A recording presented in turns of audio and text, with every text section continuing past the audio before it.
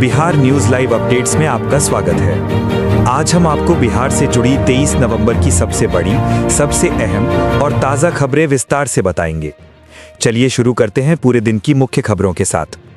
सबसे पहले बात करेंगे बिहार विधानसभा चुनाव 2025 की, जिसने राज्य की राजनीति की तस्वीर पूरी तरह बदल दी है। इस बार के चुनाव में एनडीए यानी राष्ट्रीय जनतांत्रिक गठबंधन ने शानदार और जबरदस्त प्रदर्शन किया है। चुनाव नतीजों के अनुसार एनडीए ने कुल 202 सीटें हासिल की हैं, जो 243 सीटों वाले विधानसभा में आराम से बहुमत के पार हैं। ये जीत दिखाती है कि गठबंधन पर जनता का भरोसा बरकरार है और उनका वोट एनडीए के पक्ष में मजबूती से पड़ा है। इतना ही नहीं, भाजपा यानी बीजेपी इस चुनाव में अकेले सबसे बड़ी पार्टी के रूप में उभरकर सामने आई है। राजनीतिक विश्लेषकों का कहना है कि बीजेपी की ये बढ़ती ताकत आने वाले वर्षों में बिहार की राजनीति को और मजबूती से प्रभावित कर सकती है। दूसरी तरफ महागठबंधन यानी इंडिया ब्लॉक या एमजीबी को इस चुनाव में बड़ा झटका लगा है। उन्हें महज 35 सीटों पर संतोष करना पड़ा है।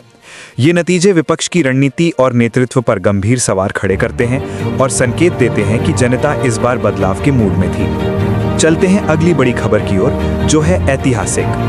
बिहार की राजनीति में एक और रिकॉर्ड दर्ज किया गया है और वो नाम है नीतीश कुमार का। नीतीश कुमार ने 20 नवंबर को बिहार के मुख्यमंत्री पद की शपथ ली है और ये उनका रिकॉर्ड तोड़ 10वां कार्यकाल है। यानी बिहार ने एक बार फिर नीतीश कुमार पर भरोसा जताया है। शपथ ग्रहण समारोह पटना के गांधी मैदान में शानदार तरीके से आयोजित किया गया। इस समारोह में बीजेपी और जेडीयू दोनों के बड़े नेता, केंद्र सरकार के प्रतिनिधि और बड़ी संख्या में समर्थक मौजूद थे। नीतीश कुमार के साथ सम्राट चौधरी और विजय कुमार सिन्हा ने भी एक बार फिर उप मुख्यमंत्री के रूप में शपथ ली है। इससे साफ होता है कि एनडीए में नेतृत्व और जिम्मेदारियों का संतुलन बनाए रखने की कोशिश की गई है, ताकि सरकार स्थिरता और समन्वय के साथ आगे बढ़ सके। अब बात करते हैं नई सरकार के गठन और मंत्रिमंडल की। इस बार बिहार की नई सरकार में कुल 26 मंत्रियों को शामिल किया गया है। ये मंत्रिमंडल एनडीए के कई सहयोगियों को साथ लेकर बनाया गया है। जेडीयू, बीजेपी, लोजपा रामविलास, हम और आरएलएम से कई नए चेहरों को जगह दी गई है। जानकारों का कहना है कि ये विविध और विस्तृत मंत्रिमंडल राजनीतिक संतुलन का संकेत है। दूसरी तरफ ये भी उम्मीद की जा रही है कि नए चेहरे राज्य में नई ऊर्जा और नए दृष्टिकोण के साथ काम करेंगे। चुनाव चर्चा में जब इतनी बात हो रही है तो मतदान की भी बात करना जरूरी है। इस बार बिहार में वोटिंग रिकॉर्ड तोड़ रही। कई जिलों में लंबे समय बाद इतनी बड़ी संख्या में वोट डाले गए। लोगों ने पूरे जोश से लोकतंत्र के पर्व में भाग लिया। हालांकि इस बीच कुछ इलाके ऐसे भी रहे जहां हिंसात्मक घटनाएं सामने आईं। कुछ प्रत्याशियों के काफिलों पर हमलों की खबरें भी आईं, जिससे सुरक्षा व्यवस्था पर सवाल उठे। लेकिन इसके बावजूद कुल मिलाकर चुनाव शांतिपूर्ण रहा और मतदाताओं ने दिल खोलकर वोट किया। चुनावी रुझानों की बात करें तो कई सीटों पर मुकाबला बेहद कड़ा था। कुछ क्षेत्रों में जीत और हार का अंतर बहुत ही मामूली रहा। इससे ये साफ दिखता है कि कई सीटों पर मुकाबला अंतिम क्षण तक टिका हुआ था और मतदाताओं ने हर उम्मीदवार का कड़ा परीक्षण किया। अब आपको बताते हैं कि इन चुनावी नतीजों का प्रभाव केवल बिहार तक सीमित नहीं है। विश्लेषकों का मानना है कि एनडीए की ये जीत राष्ट्रीय राजनीति पर भी बड़ा असर डालेगी। बिहार हमेशा से एक राजनीतिक रूप से महत्वपूर्ण राज्य रहा है और यहाँ की जीत का सीधा संदेश देश भर में जाता है। राजनीतिक विशेषज्ञों का कहना है कि ये नतीजा प्रधानमंत्री नरेंद्र मोदी और उनकी गठबंधन इकाई एनडीए को आने वाले चुनावों में और अधिक मजबूती देता है। इसी बीच महागठबंधन यानी इंडिया ब्लॉक के लिए ये नतीजे गंभीर चिंतन का समय है।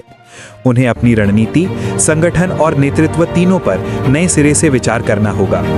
विश्लेषकों का कहना है कि केवल लोकप्रियता या नारों के दम पर अब जीत मुश्किल होती जा रही है। जमीनी स्तर पर मजबूत संगठन और विश्वसनीय विकल्प देना होगा।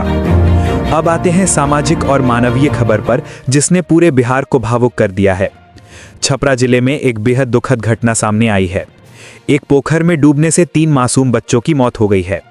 बताया जा रहा है कि इन बच्चों में 2 चचेरे भाई बहन थे। इस घटना के बाद पूरे गांव में मातम छा गया है। परिवारों का रो रो कर बुरा हाल है और ग्रामीण प्रशासन की लापरवाही पर सवाल उठ रहे हैं। लोगों का कहना है कि अगर स्थानीय निगरानी बेहतर होती तो शायद ये हादसा टाला जा सकता था। ये घटना राज्य में ग्रामीण सुरक्षा और बच्चों की सुरक्षा को लेकर कई गंभीर सवाल खड़े करती है। अब बात करते हैं कानून व्यवस्था की। चुनाव के नतीजों के बाद राज्य में किसी तरह की अराजकता को रोकने के लिए बिहार पुलिस ने विजय जुलूसों पर पूरी तरह प्रतिबंध लगाने की घोषणा की है। पुलिस का कहना है कि कोई भी व्यक्ति या समूह शांति भंग करने की कोशिश करेगा तो उसके खिलाफ सख्त कार्रवाई की जाएगी और जेल भेजा जा सकता है। ये कदम चुनाव के बाद उभरने वाली संभावित अशांति को रोकने की एक गंभीर और जरूरी कोशिश है। अंत में बात करते हैं राजनीतिक विश्लेषण और भविष्य की चुनौतियों की। नीतीश कुमार के 10वें कार्यकाल की शुरुआत उम्मीदों और चुनौतियों दोनों के साथ हुई है। लोगों ने उनसे कई उम्मीदें रखी हैं, चाहे वो युवाओं के लिए रोजगार का मुद्दा हो, शिक्षा में सुधार, स्वास्थ्य सेवाओं का विस्तार हो या फिर ग्रामीण इलाकों में बुनियादी सुविधाओं का विकास। पिछले कार्यकाल में कई मुद्दे चर्चा में रहे: नौकरियां, उद्योग, पलायन और विकास की गति। अब जनता चाहती है कि नई सरकार तेजी से काम करे और धरातल पर बदलाव दिखाई दे। उधर विपक्ष के सामने भी बड़ी चुनौती है। उन्हें अपने संगठन को मजबूत करना होगा, नेतृत्व को पुनर्संगठित करना होगा और जनता के सामने ईमानदार विकल्प बनकर उभरना होगा। जनता अब सिर्फ वादों पर भरोसा नहीं करती, बल्कि काम चाहती है। समापन में यही कहा जा सकता है कि 23 नवंबर 2025 बिहार के इतिहास में एक महत्वपूर्ण तारीख बनकर दर्ज हो गई है। एक तरफ राजनीतिक रूप से आनंद और उत्साह का माहौल है, वहीं दूसरी तरफ छपरा जैसी घटनाएं हमें याद दिलाती हैं कि सामाजिक और मानवीय चुनौतियां अभी भी हमारे सामने हैं। बिहार की नई सरकार के लिए ये एक बड़ी जिम्मेदारी का समय है। राजनीतिक स्थिरता को बनाए रखते हुए जनता की उम्मीदों पर खरा उतरना।